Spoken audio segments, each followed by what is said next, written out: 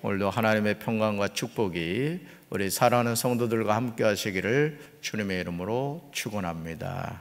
오늘 에베소서 6장 1절부터 24절까지 말씀으로 전신갑주를 취하라, 전신갑주를 취하라, 이런 제목으로 말씀의 은혜를 나누고자 합니다. 가정은 한 생명이 태어나서 온전한 인격을 이루어가는 영혼의 요람입니다. 그러므로 가정이 건강해야만 한 아기의 인격이 바르게 형성이 되고 그의 삶이 건강하게 되는 것입니다.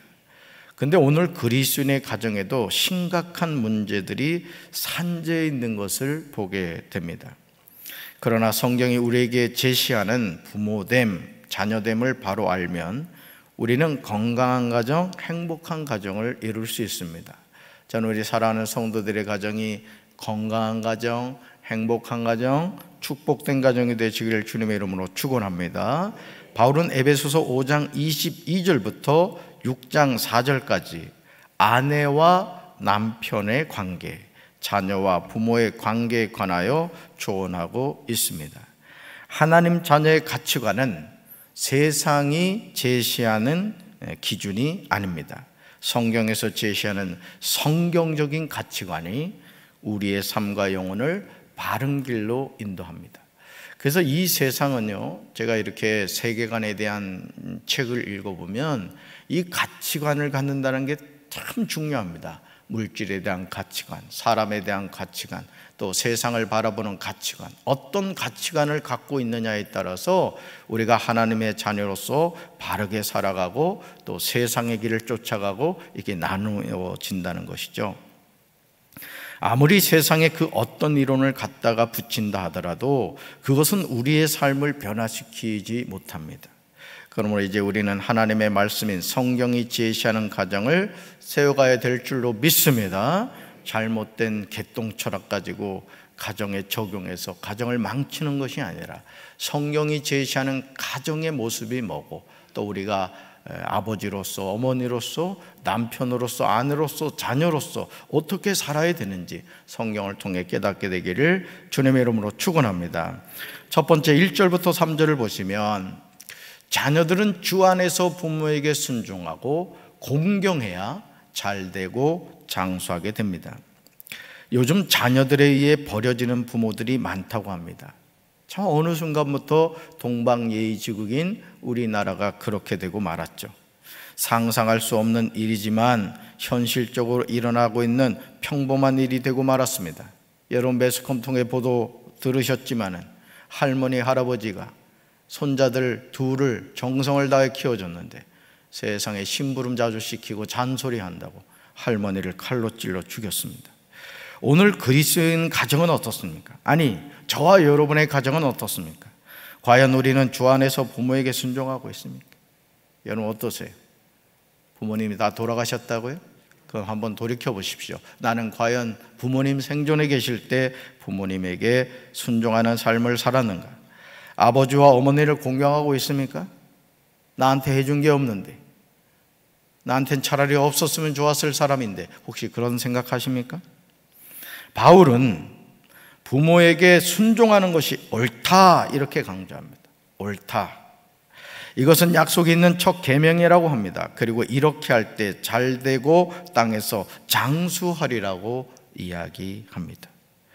우리 가정이 언제부터인가 부모와 자식 관계가 계산적인 관계로 형성되기 시작했습니다. 예전에는 자녀가 부모에게 효도하는 것이 자연스러운 것이었습니다. 부모님이 나에게 어떤 유산을 물려주든 나를 얼마만큼 공부를 시켜주고 또 어떤 분이시든 상관없이 자녀는 마땅히 부모를 효도로서 섬기는 것을 당연하게 생각했습니다. 그런데 이제는 조건적인 것이 되고 말았습니다. 오죽하면 유산을 자녀에게 미리 물려주었다가 효도하지 않는다고 그 유산을 다시 재판을 통해서 회수하는 부모들이 있겠습니까?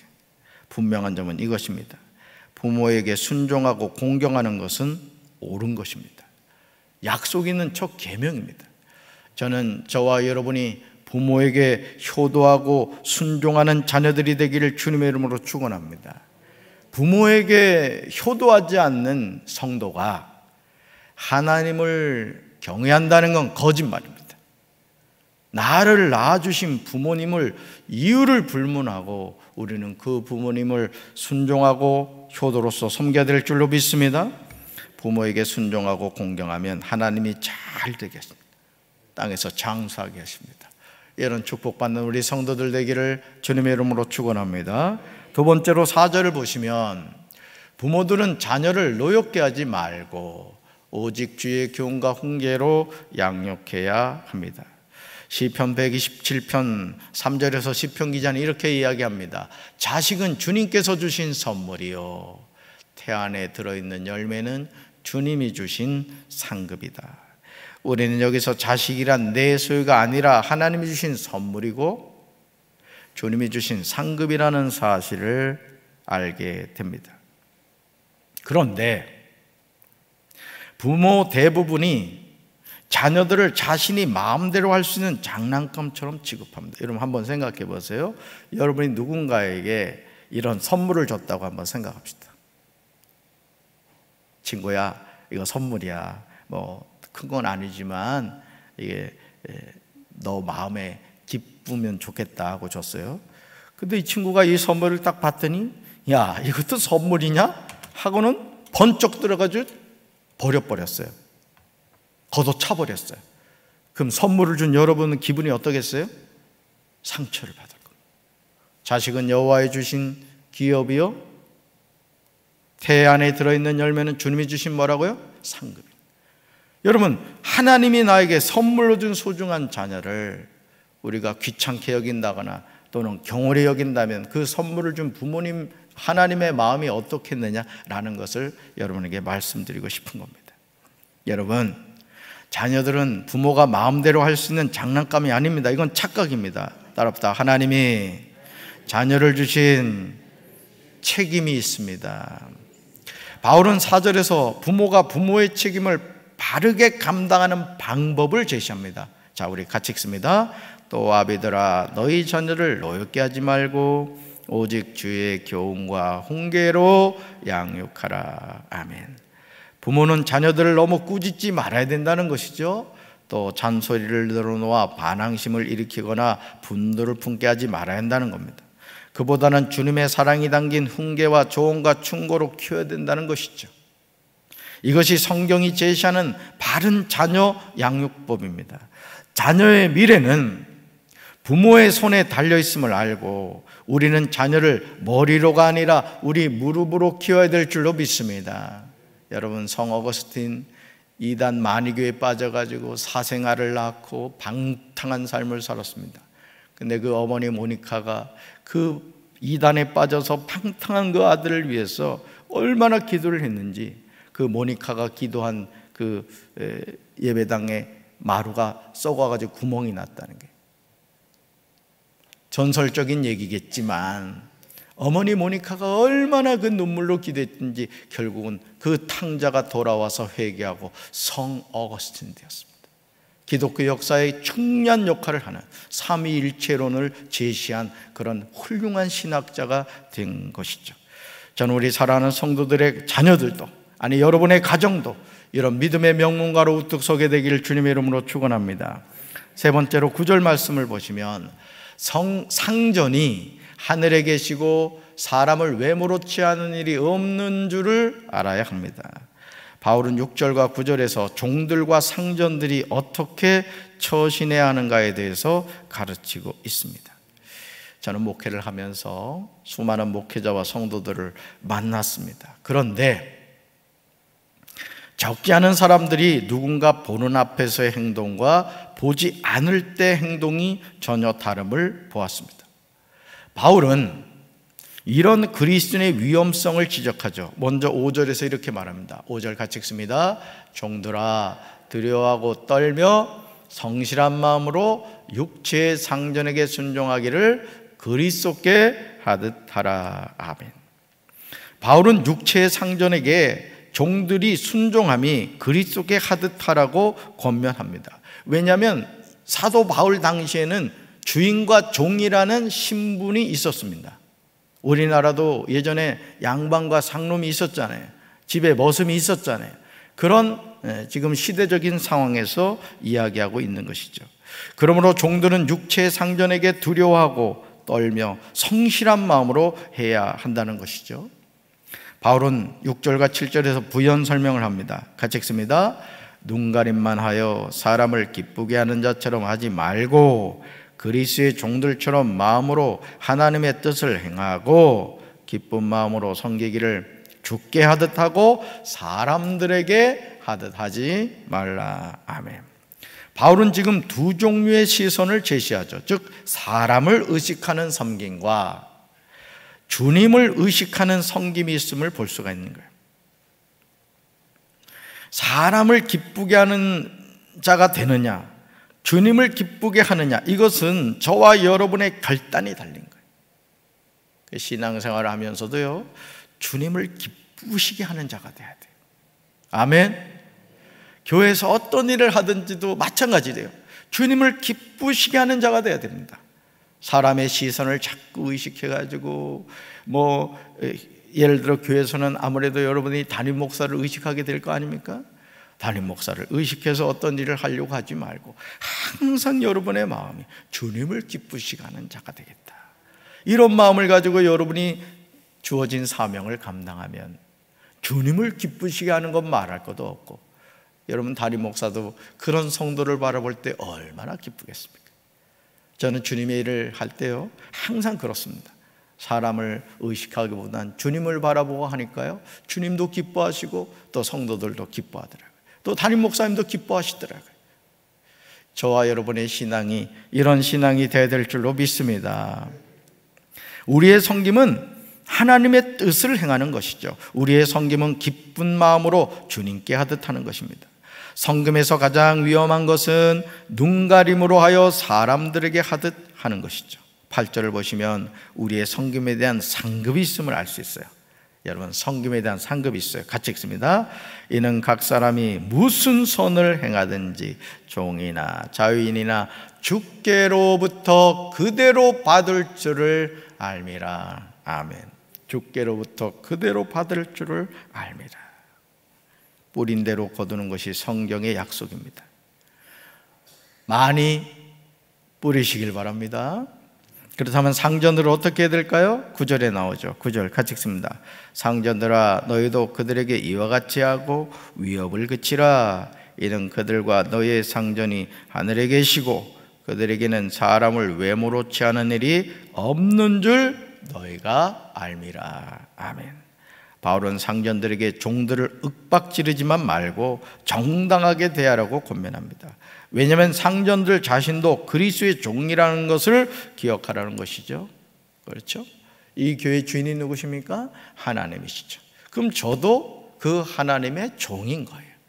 여러분 모두 마찬가지입니다. 우리가 한마음이 되어서 주님이 주신 사명을 잘 감당할 때 하나님 영광 받으시는 줄로 믿습니다. 네 번째로 13절 보시면 하나님의 전신갑주를 취하여 악한 날에 능히 마귀를 대적해야 합니다. 그리스도인이 어떤 사람입니까? 여러분, 그리스도인이 누구라고 생각을 하세요? 바울은 10절과 11절에서 대답하고 있습니다. 같이 읽습니다. 끝으로 너희가 주 안에서와 그 힘의 능력으로 강건해지고 마귀의 관계를 능히 대적하기 위하여 하나님의 전신갑주를 입으라. 아멘. 바울은 마귀의 관계를 능히 대적하기 위하여 주 안에서와 그 힘의 능력으로 강건해지고 하나님의 전신갑주를 입으라고 합니다. 여러분, 전쟁을 나가는 병사는요 항상 이 헬멧을 써야 됩니다. 헬멧 안 쓰면 총알 맞아 죽어요. 예전에 우리 이순신 장군 전쟁하는 거 여러분 그림이 그려지죠? 갑옷을 입습니다. 왜요? 자신을 보호하기 위해서. 오늘 우리가 이 세상을 사는 하나님의 자녀로서도 마찬가지입니다. 하나님의 전신갑주를 입어야 될 줄로 믿습니다. 마귀는요 교묘하게 우리에게 접근합니다. 나 마귀 이러고 접근하지 않아요. 광명의 천사로요 아주 화려하게 여러분에게 접근할 겁니다. 혼자 아주 은혜는 다 받은 것처럼 신령한 척하면서 여러분에게 접근할 겁니다. 여러분, 우리의 주적이 누구인지 혼돈하게 만든다는 거예요. 여러분, 대한민국의 주적이 어디입니까? 이거 가지고 어느 목사님 두 분이 막 싸우더라고요. 군목 목사님하고, 그때 제가 내리교에 있을 텐데 그 목사님이 가가지고 이거 가지고 싸우는 거예요. 우리 주적이 누구냐. 우리 주적이 공산주의죠 뭐. 아멘. 북한이 우리 동포인 것은 사실입니다만은 우리의 주적은 공산주의입니다. 이걸 놓치면 안 돼요. 아멘. 오늘 우리 젊은 세대들이 이걸 자꾸 놓칩니다. 이 국회의원들 가운데도 이 정신 나간 국회의원들 보면은, 물론 동포들을 돕고 이런 건 좋습니다만은 이 진짜 빨갱이 사상을 가지고 엉뚱한 짓 하는 국회의원들이 있어요. 우리가 영적으로 분별해야 될 줄로 믿습니다. 우리의 주적은 공산주의예요. 공산주의. 우리가 그걸 잊지 말아야 돼요. 자, 보세요. 사랑하는 성도 여러분, 우리의 주가 되는 적이 누구냐 이거예요. 당연히 마귀가 아니겠어요? 그런데 교회 안에서 성도들이 마귀와 싸웁니까? 한번 잘 보세요. 성도들끼리 혹은 목자와 싸웁니까? 그렇습니다. 적지 않은 교회들이 주적을 착각해서 마귀와 싸워야 되는데 오히려 아군끼리 피가 터지게 싸우는 거예요. 그런 교회들이 많아요. 목사하고 성도가 싸우고 말이죠. 성도가 성도끼리 싸우고, 또 목사가 목사끼리 싸우고. 우리가 싸워야 될 대상은 누군데? 마귀인데 마귀하고 싸우지 않고 같은 아군끼리 막 총불을 겨누고 싸운다고요. 마귀는 뭐 하는 거예요? 싸움 구경하는 거예요. 그러면서 더 싸워라, 더 싸워라. 막. 어유 잘하고 있다, 잘하고 있다. 이 이단들도 그렇습니다. 이 신천지 같은 경우 이 교회에 딱 위장 전입을 해요. 세가족으로 들어와 가지고 곳곳에 포진하고 있다가 담임 목사 막 흉을 만들고 성도들 사이 이간질 시켜 가지고 교회를 막 혼란스럽게 한 이후에 산옮기기 작전을. 그 웬만한 교회는 아주 통째로 그냥 신천지가 이렇게 접수하는 그런 경우도 많죠. 여러분 12절을 보세요. 12절 같이 읽습니다. 우리의 씨름은 혈과 육을 상대하는 것이 아니요 통치자들과 권세들과 이 어둠의 세상 주관자들과 하늘에 있는 악의 영들을 상대함이라. 아멘. 이 12절 말씀을 꼭 암송하셔야 될 말씀입니다. 잘 보세요. 우리의 씨름은 혈과 육을 상대하는 것이 아니다. 자, 부부싸움을 한다고 칩시다. 그러면 남편하고 싸우는 게 아니라는 거예요. 빨간 것이 보세요. 통치자들, 권세들, 이 어둠의 세상 주관자들, 하늘에 있는 악의 영들을 뭐한다? 상대하고 있다. 그러니까 여러분, 뭐 저도 가끔 부부싸움을 할 때가 있어요. 가끔 해요. 가끔 하는데, 여러분 부부싸움을 할 때 항상 우리가 뭘 기억해야 되느냐? 아, 내가 지금 아내와 싸우는 게 아니구나, 남편과 싸우는 게 아니구나, 이걸 생각을 해야 된다는 거예요. 근데 자꾸 이걸 놓치죠. 그래서 막 괘씸하게 여겨지고, 그래 한번 오늘 누가 이기나 해보자 막 이런다고 말이죠. 그래봐야 내상만 입는 거예요. 아군끼리 서로 총 뿌리고 싸워봐야 뭐 하겠습니까? 결국 가정이 망가지고 또 교회가 망가지고 나라가 망가지는 거죠. 자, 왜 하나님의 전신갑주를 우리가 취해야 되느냐를 잊지 말아야 된다는 거죠. 자, 에베소서 6장 12절 말씀을 절대 잊지 마시기 바라요. 우리의 싸움은 인간을 적대자로 상대하는 것이 아니에요. 통치자들, 권세자들, 이 어두운 세계의 지배자들과 하늘에 있는 악한 영들을 상대로 하는 것이에요. 옆에 있는 목사나 성도가 아니에요. 아멘. 그러므로 13절이 나와요. 13절이. 자, 13절 같이 읽습니다. 그러므로 하나님의 전신갑주를 취하라. 이는 악한 날에 너희가 능히 대적하고 모든 일을 행한 후에 서기 위함이라. 아멘. 왜 하나님의 전신갑주를 취해야 됩니까? 그래야만 저와 여러분이 악한 날에 이 적대자들, 즉 마귀를 대항할 수 있으며 모든 일을 끝낸 뒤에 설 수 있기 때문에 그래요. 여러분, 전쟁을 나가는 군인이 무장하지 않고 전쟁에 나가면 바로 죽습니다. 총알이 막 그냥 날아다니는 전쟁터에서, 여러분, 그렇기 때문에 우리가 항상 이 여러분이 꾸준히 새벽 기도를 싼다는 것이 정말 중요한 거예요. 새벽 기도를 하고 하루를 시작하는 분하고 그냥 정신없이 하루를 시작하는 분하고 같을 수가 없는 거예요. 여러분, 하나님 부르시는 그날까지 끝까지 새벽제단 승리하시길 주님의 이름으로 축원합니다. 바울은 14절, 15절, 16절, 17절에서 어떻게 하나님의 전신갑주를 취하는지 제시하고 있어요. 14절, 15절, 16절, 17절 잘 아시죠? 자, 그런 후에 18절에서 말합니다. 18절 같이 읽습니다. 모든 기도와 간구를 하되 항상 성령 안에서 기도하고 이를 위하여 깨어 구하기를 항상 힘쓰며 여러 성도를 위하여 구하라. 아멘. 이 18절도 암송해야 될 말씀이에요. 바울은 18절에서 잘 보세요. 모든 기도, 또 간구, 성령 안에서 기도, 깨어 구하기를 구하라 이렇게 강조하고 있어요. 한 구절에서 기도에 관하여 무려 5번을 반복해서 이야기하고 있는 거예요. 여러분, 하나님의 전신갑주를 취한다는 건 뭐냐? 따라합시다. 성령으로 깨어 기도하는 것입니다. 무슨 말이죠? 마귀와의 영적 싸움은 절대적으로 성령 안에서 깨어 기도하는 길밖에 없다는 거예요. 우는 사자같이 삼킬 자를 찾고 있어요. 마귀는 오늘은 누구를 잡아먹을까? 오늘은 어느 가정을 흔들어 놓을까? 오늘은 어느 교회를 막 쑥대밭을 만들까? 마귀는 항상 우는 사자같이 찾고 있다는 것이죠. 우리 강경제일교회가 항상 영적으로 깨어 기도하면, 아니 우리 사랑하는 성도들 가정이 항상 영적으로 깨어 기도하면 하나님이 여러분의 가정을 지켜주실 줄로 믿습니다. 여러분의 직장과 사업장을 지켜주실 줄로 믿습니다. 기억하시기 바라요. 우리의 싸움은 영적인 겁니다. 바울은 19절과 20절에서 자신을 위한 중보기도를 요청하죠. 같이 읽습니다. 또 나를 위하여 구할 것은 내게 말씀을 주사 나로 입을 열어 복음의 비밀을 담대히 알리게 하옵소서 할 것이니 이 일을 위하여 내가 쇠사슬의 메인 자신이 된 것은 나로 이 일에 당연히 할 말을 담대히 하게 하려 하심이라. 아멘. 중보기도의 내용이 뭐죠? 바울에게 말씀을 주셔서 바울이 입을 열어 복음의 비밀을 담대히 전하는 거예요. 지금 여러분, 바울은 감옥 안에 있거든요. 그러면서 여전히 내가 이 복음 전하는 일을 감당할 수 있게 해달라는 거예요. 바울은 이 일을 위하여 감옥에 갇힌 것입니다. 그러므로 복음을 전하는 일에 할 말을 담대히 하게 해달라고 중보기도 요청을 한 것이죠. 이 요청이 우리 기도 내용이 되어야 할 줄로 믿습니다.